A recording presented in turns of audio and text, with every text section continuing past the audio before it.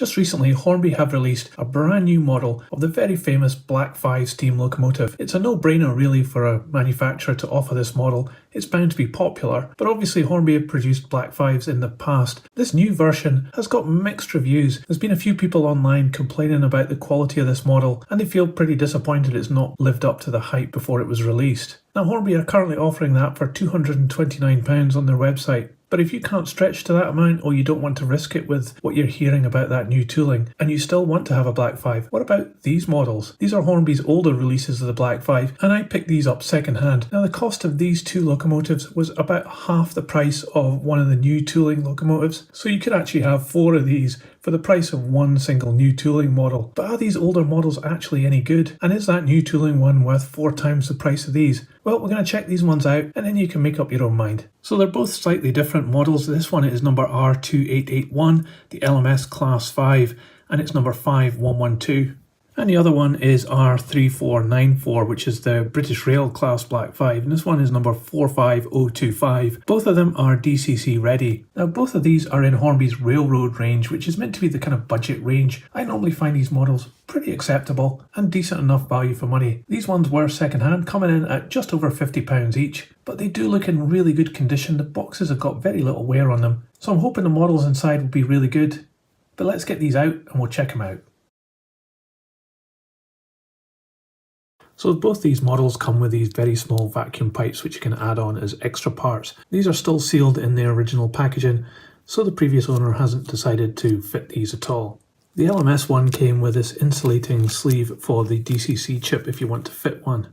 Both models came with instructions very similar, but you see that the British Railways one here on the left is actually in block capitals, so that's a bit strange that they did that. You can also see /Henry on the name there, so I'm guessing this was part of the Thomas the Tank Engine range as well. It's a pretty standard set of instructions, and as usual it's showing how to lubricate this model and also how to fit the DCC chip if you want to. And here are the two models. They look really good, but the eagle-eyed among you will have noticed that the LMS one is missing half its valve gear. Now that wasn't told to me when I bought these, and it might be an indication of why I managed to get these at a good price. So I'm going to have to try and find that valve gear somewhere. Hopefully it'll be on the second-hand market and I can just add it in. But let's put that to one side and we'll check out these models a bit closer up. So this is the British Railways version. Both have the motor inside the locomotive rather than in the tender. And this one I think is an older version than the LMS one. One thing you'll notice at the front of this one is that the buffer beam is actually rather pink. That's not prototypical, it should be a deeper red colour. There is a metal handrail running the whole length of this locomotive, and we have additional parts on the top. These little valves here, they're made of metal too. But the handrail on the smoke box door is just moulded in, it's not actually an extra part. And when you see the LMS one, you'll see that it is actually a bit different. And also the locking mechanism here is also just moulded in. It's got some transfers there which are really nice and crisp. This has got a fair degree of rivet detail and other parts moulded into the main moulding. The reverser here is just moulded in as well. So you can see how this has been made cheaper by just making it into a one-piece moulding. The valve gear looks pretty good though. It's in this gunmetal colour, but it does look a bit basic. There's a little bit of movement there. The wheels look quite good though, they're burnished metal and they've got black plastic inserts. At the cab end there's a good amount of rivet detail, the number is very clear as well, but we've got things like the handrails coming down here which are just moulded into the main piece of plastic and actually don't look that good. There's some detail on the back of the firebox, but again it's pretty low relief and everything's just moulded as one piece. On the top of the locomotive is rivet detail on the cab, and then there's a big moulding mark running the whole length of the boiler, which is a shame, I don't like seeing that. But they have put an insert in the chimney just to make that look a bit more convincing. And looking underneath you can see Hornby made in China, which gives a hint about when this model was made. It looks as though drive comes to the middle of the 3 drive wheels and then is transmitted through the valve gear out to the other 2. No traction tyres on this model at all. And we have a drawbar through to the tender which passes some current as well. There's also a loose wire here, I'm not quite sure where that is meant to go, so we might have to do a repair to this model. The tender does have little handrails on each of the corners which look quite good. They are made of wire and that's a real nice addition. On the back of the tender there is quite a lot of rivet detail there, but we've got the pink buffer beam again. And looking on top we've got not really a good representation of coal at all. And there are some other parts up top here, but they're not really moulded that well. There is a real lack of detail on this model. And there's some details moulded in here where the fireman operates, but again, not really very deep relief. The logo on the side is very clear and bright, which is good. It's a nice transfer. And down here, this part is made of metal, and we have an acceptable amount of spring details and a few rivet details as well. Again, these wheels are burnished with plastic inserts, and they revolve freely, of course, because the drive is in the locomotive. We don't have an M pocket on this one, but the coupling is screwed in, so you can change it if you want. The finish on this model is actually really good. This black is nice and satin colour. There's no glazing on this model though, and that's the same as the LMS one. So let's compare this one to the LMS one. So again, we've got a wire handrail running the length of the boiler. But I did mention here at the front that this handrail here is an extra metal piece that's added in, and the locking mechanism on the front of the smoke box door is an extra piece as well. But the buffer beam again is very pink, and it should be dark red. This one's got some lining on it all the way along here and also around the boiler at this point, and also at the back near the cab. That has been done really good, along with the lining around the cab side here, and we've got the number 5112, which is really good, another transfer. Same kind of handrail here, not very convincing. Exactly the same on the back of the firebox, and up top we also have the moulding mark running the whole length of the boiler. Now what valve gear we have on this is a darker shade of gunmetal than the British Railways one, and the wheels also have a little bit of rivet detail on them, which the other one doesn't. Again, this one says Hornby, made in China. So it is a bit of a mystery why it doesn't have the cylinders at the front. It looks as though they've been specifically taken off, and also the valve gear has had this piece added in here with a little washer to keep it on. I'm not sure why that's been done, maybe it got broken in the past. We also seem to have this random wire hanging out here too. Possibly it should be soldered onto this top part here, but we'll have to give both of these locomotives a go on the test track and see what happens. So this tender is exactly the same as the British Railways one, except for the livery on it. The LMS and the red line has been applied really well. Aside from that, it's exactly the same, and it also has the same colour problem at the back here with this kind of pinky colour. This just comes apart quite easily, and it reveals some other budget thing that they've done here. So previously these would have been tender driven, and you can see half a Ringfield motor there. It's adding weight onto this, which is good, but you can see where corners have been cut with this model. But you can see they've utilised the pickups on this tender and are transmitting the power through here to the locomotive to give it some extra pickup. So the body comes off pretty easily, and it reveals the motor here. The gearbox is in here, this part is made of metal, and the little DCC chip can fit up here. It's just got the DC one fitted in there at the moment. This is where we have a problem with the wire at the back.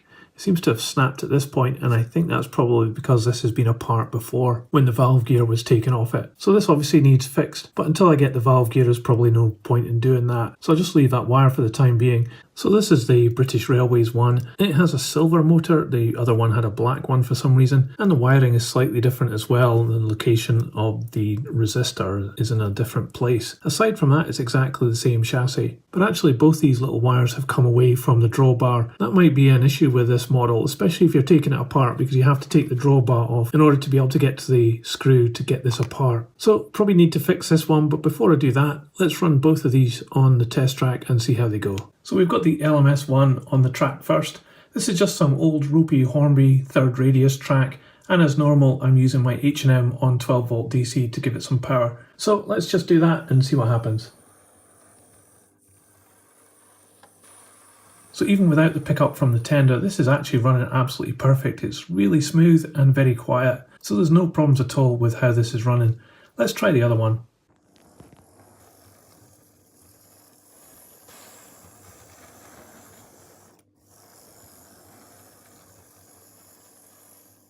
So I can't fault the mechanism on either of these two locomotives. They both run really great, very quiet, very smooth, and the pickup seems to be great, even though it's not getting a pickup from a tender. So I think the mechanics are really good on this. So I'm just going to resolder the wires back onto the drawbar for the British Railways one. So on further investigation, it looks as though I'm missing a piece on this drawbar that goes on top of this piece of plastic here, and it has two little runners on it which slide onto this piece of metal here and pick up from it. So I think putting the wires onto this drawbar isn't going to help. So what I'm going to do for the time being is use the one that's on the LMS one and just solder that onto the British Railways one. So now we've got to figure out which wire to solder onto this so that we don't short out the track. Annoyingly, Hornby have chosen to have both these cables in black, but it looks as though this one here attaches underneath the circuit to the red cable, which then goes into this part here and into the motor. So I'm thinking this wire is for the positive, so I'm going to solder that onto the drawbar where it's picking up from the center stud.